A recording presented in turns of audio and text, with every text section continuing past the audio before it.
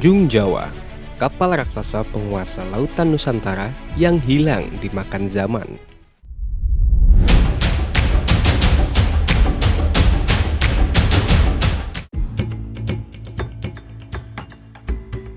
Sebagai negara kepulauan, Indonesia dikenal telah merajai ekspedisi laut untuk perdagangan sejak berabad-abad silam. Kapal-kapal kargo dibangun untuk menyalurkan komoditas rempah-rempah dari satu pelabuhan ke pelabuhan lainnya. Sebelum teknologi pelayaran dikuasai oleh bangsa Eropa, Indonesia telah memiliki teknologi perkapalan yang menakjubkan loh. Hal ini diakui oleh seorang astronomer kesohor dari Yunani bernama Claudius Ptolemeus yang menyebut kapal Jung Jawa ini dengan sebutan Colandia Ponta, yang berarti kapal Sumatera atau Jawa.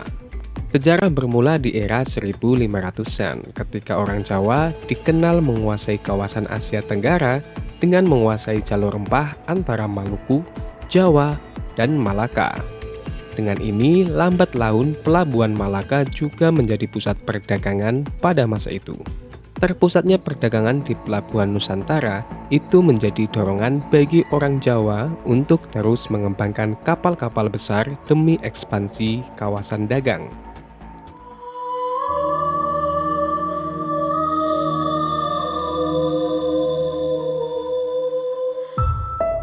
Baru pada abad ke-8, perkapalan Nusantara pun mencapai puncak kejayaannya, ketika orang Jawa berhasil membuat kapal terbesar dalam sejarah dunia pada masa itu. Orang Jawa menyebutnya jung, yang dalam bahasa Jawa kuno berarti perahu.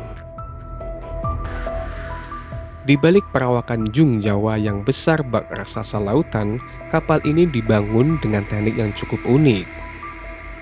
Alih-alih menggunakan paku dan besi, kerangka Jung Jawa menggunakan pasak untuk merekatkan bagian kapal satu sama lain.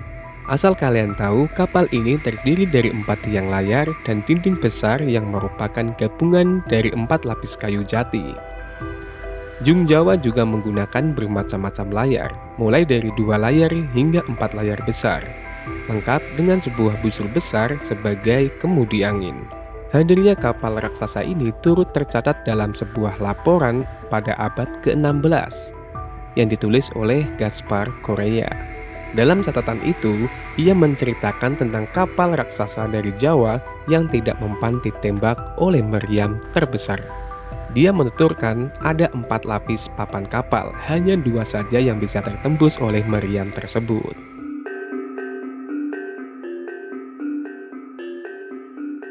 Armada besar masa kejayaan Majapahit juga menggunakan kapal Jung Jawa ini.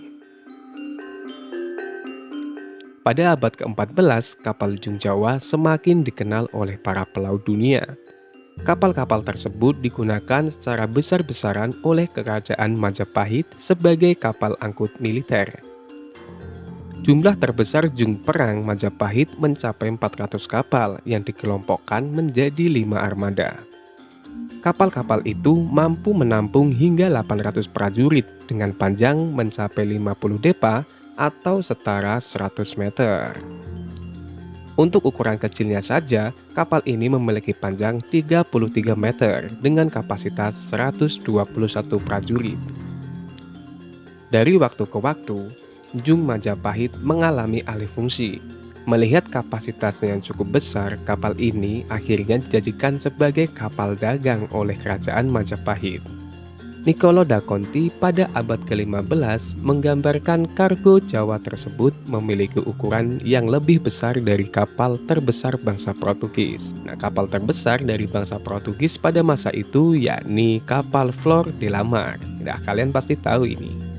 Menurut buku Majapahit Peradaban Maritim yang ditulis oleh Irawan Djoko Nugroho, Jung Jawa memiliki ukuran 4 hingga 5 kali lipat kapal Flor de la Mar.